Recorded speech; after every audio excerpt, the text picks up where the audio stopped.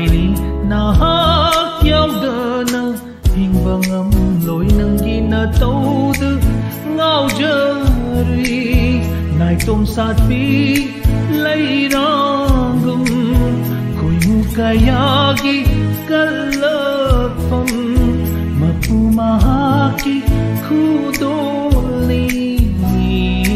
nuja toibi nushi toibi nangli aigi tawaini nuja toibi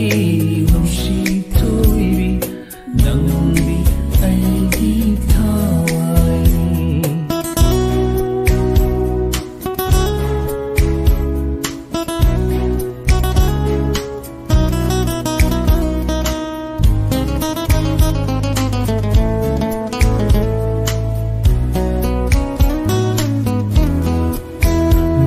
Basu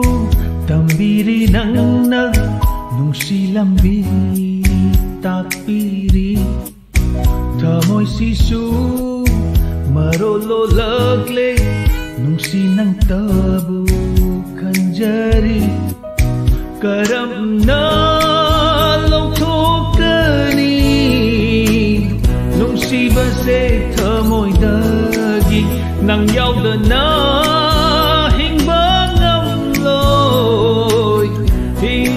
nang yaw du kun si se nu ja thôi bi nu si thôi bi nang bi ai gi thawai ri nu ja thôi bi nu si thôi bi nang bi ai gi thawai ri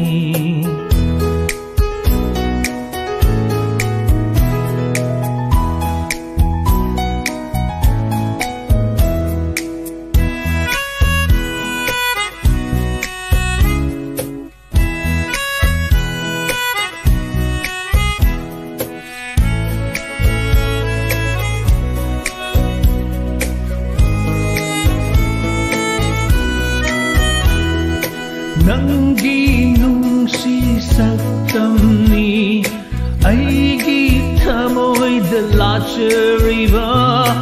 nanggi nungsi minok ni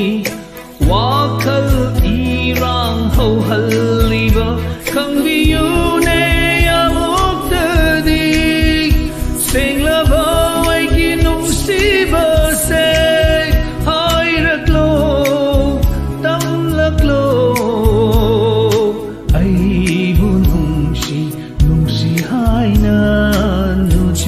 thôi bi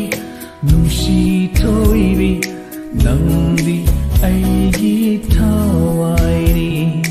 nu ja thôi bi